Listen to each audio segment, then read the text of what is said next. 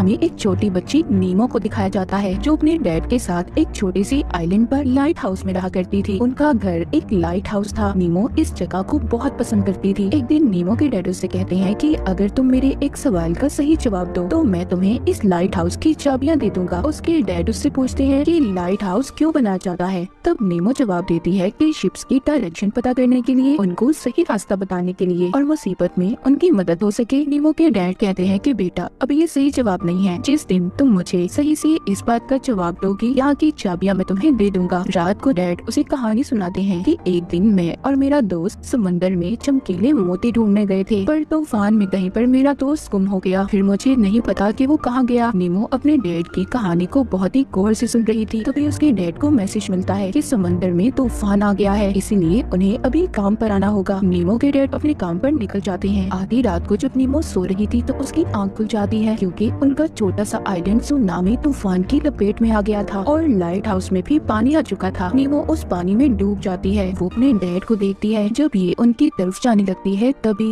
एक मॉन्स्टर आकर उसके डैड को निगल जाता है। तभी नीमो की आंख खुलती है। इसका मतलब ये था कि वो सपना देख रही थी। सुबह को नीमो के पास कुछ गार्ड आते हैं और आकर उसको उसके डैड की मौत का बताते हैं। ये सुनकर नीमो टूट गई थी। वो बहुत ज्यादा दुखी हो जाती है। एक लेडी ऑफिसर उसको बताती है कि उसके डैड चाहते थे कि वो उनके बाद अपने अंकल के पास जाकर रहे, पर नीमो अकेले ही इस आइलैंड पर रहना चाहती थी। ऑफिसर कहती है बेटा तुम अकेले यहाँ पर नहीं रह सकती, इसीलिए तुम्हें अपने अंकल के साथ जाना होगा। अब नीमो अपना सारा जरूरी सामान लेती है और अपने अंकल के साथ चली जाती है। उसके अंकल एक बहुत ही अमीर इंसान थे। वो नीमो को अपने साथ रखने पर बहुत खुश थे, पर वो ये नहीं जानते थे कि बच्चों को कैसे रखा जाता है। उधर नीमो भी अपने डैड की मौत के बाद चुप चुप रहने लगी थी। रात को सोते हुए जब नीमो की आँख खुलती है तो वो देखती है उसका पसंदीदा खिलौना जिंदा हो गया था और उसका बेड खुद अपनी टांगों पर चलकर उसे खिड़की से बाहर ले जा रहा था। फिर वो बेड पानी से होता हुआ उसे एक जादू की दुनिया में ले जाता है जहाँ पर नीमो की मुलाकात फ्लिप नाम के एक आदमी से होती है जिसके सर पर दो बड़े बड़े सींग थे। फ्लिप वहाँ पर नीमो से उसके डैड का पूछता है। वो बहुत ही दुखी होकर उसे अपने डैड की मौत का बताती है। वो भी ये बात सुनकर दुखी हो गया था। कहता है दरअसल मुझे तुम्हारे डैड से एक नक्शा चाहिए था। नीमो ये समझ रही थी कि वो अभी भी सपना देख रही है। वो उसे कहती है मेरे सपने से चले जाओ। फ्लिप कहता है ठीक है मैं चला जाऊंगा, पर तुम्हें मुझे वो नक्शा देना होगा जिसकी मदद से मैं चमकीले मोतियों को ढूंढ सकता हूँ और तुम भी उसकी मदद से एक ऐसी दुनिया में जा सकती हो जिसका नाम स्लम्बरलैंड है, जहाँ पर हर विश ख्वाहिश पूरी होती है और तुम वहाँ जाकर अपने डैड से भी मिल सकती हो। नीमो ये सुनकर खुश हो जाती है। अब फ्लिप उसको ये कहकर उसकी असल दुनिया में भेज देता है कि जाओ जाकर नक्शा ढूंढो और नीमो अपनी सपनों की दुनिया से असल दुनिया में जाग जाती है। अगले दिन उसके अंकल उसका एडमिशन करवाने उसे स्कूल लेकर जाते हैं जहाँ पर उनकी मुलाकात स्कूल की टीचर से होती है। वो कहती है आप फिक्र नहीं करें, मैं नीमो का ख्याल बहुत अच्छे से रखूंगी। वो नीमो को लेकर क्लास में जाती है और सब बच्चों से मिलवाती है। वहाँ पर नीमो की दोस्ती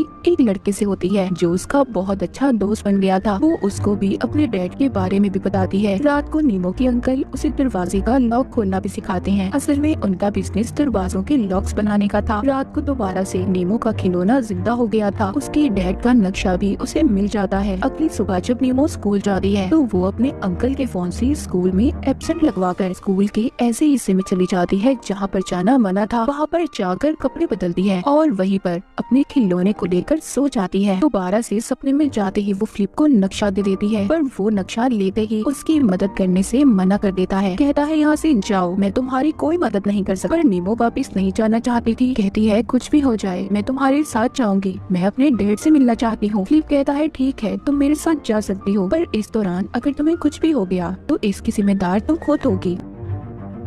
वो बताता है कि ये नक्शा स्लम्बरलैंड का है। मैंने इसको एक पुलिस ऑफिसर से चुराया था और आज तक वो ऑफिसर मेरे पीछे है। वो नीमो को जादुई दुनिया के बारे में भी बताता है जहाँ पर चमकीले मोती हैं। अब ये दोनों उस जादू की दुनिया में पहुँच गए थे जहाँ पर फ्लिप पहुँचकर उसको जादुई दुनिया के कुछ असूल बताता है। कहता है कि यहाँ पर उसे किसी के सपनों से छेड़छाड़ नहीं करनी और न ही किसी की आंखों को देखना है। अगर यहाँ की पुलिस ने तुम्हें पकड़ लिया तो वो तुम्हें हमेशा के लिए कैद कर देंगे। वो दोनों अब ऐसी जगह पर जाते हैं जहाँ पर पत्तों से बने हुए इंसान थे। वहाँ पर डांस पार्टी चल रही थी। वहाँ एक और लड़की जो बहुत ही मजे से डांस कर रही थी, वो लड़की भी अपने सपनों में थी, क्योंकि ये सपनों की दुनिया थी और हर कोई यहाँ पर अपने सपनों के मजे ले रहा था। वहीं पर वो पुलिस ऑफिसर भी आ जाती है, जो अब तक फ्लिप के पीछे पड़ी थी, जिसके बारे में उसने नीमो को भी बताया था। इससे पहले वो फ्लिप को गिरफ्तार करती, वहाँ पर वही मॉन्स्टर आ जाता है जिसको नीमो ने अपने सपने में देखा था, लेकिन किसी तरह फ्लिप उसे बचा लेता है। वो बचाकर नीमो को एक दूसरी जगह पर ले आया था और कहता है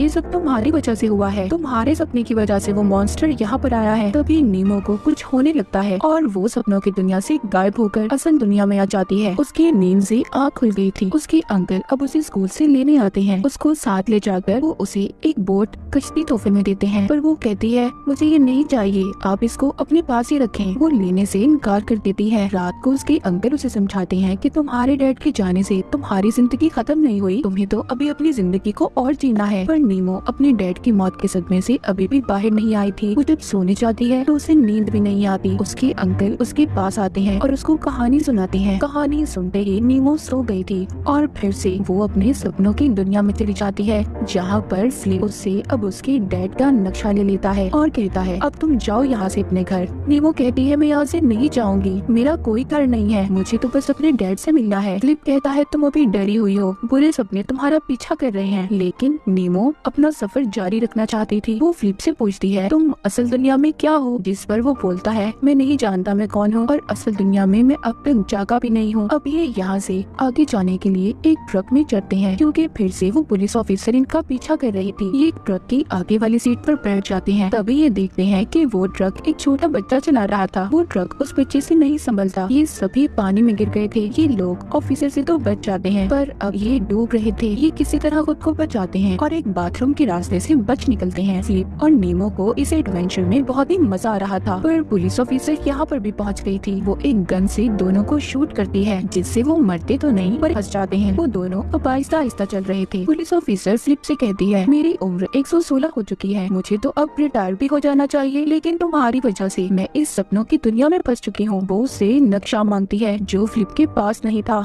वो पुलिस ऑफिसर उससे कहती है ये सब तुम इसलिए कर रहे हो क्योंकि असल दुनिया में तुम्हारी कोई परवाह नहीं करता, इसीलिए तुम नींद से नहीं उठते। वो अब दोनों को जेल में बंद कर देती है। ऑफिसर के जाने के बाद फ्लिप नीमो से कहता है कि ये सच बोल रही है, पर अब मैं भी जागना चाहता हूँ, पर मैं ये भूल गया हूँ कि मैं कौन हूँ। लेकिन क्या पता शायद स्लम्बरलैंड जाकर मुझे सब याद आ जाए। इसके बाद पुलिस ऑफिसर दोबारा से जेल में आती है और नीमो को अपने साथ ले जाती है। कहती है तुम्हारे पास दो रास्ते हैं, या तो तुम अपनी दुनिया में वापस चली जाओ या फिर हमेशा के लिए फ्लिप के साथ जेल में कैद रहो। जिस पर नीमो से कहती है मुझे तो बस अपने डैड से मिलना है। पुलिस ऑफिसर कहती है तुम्हें अब आगे बढ़ना होगा, तुम्हें अपनी असल दुनिया में जागना होगा, वरना ये बुरे सपने तुम्हारा पीछा करते रहेंगे। और जिसके बाद नीमो असल दुनिया में जाग जाती है। वो अपने अंकल के पास जाती है और रोकर कहती है मुझे अपने डैड की याद आ रही है।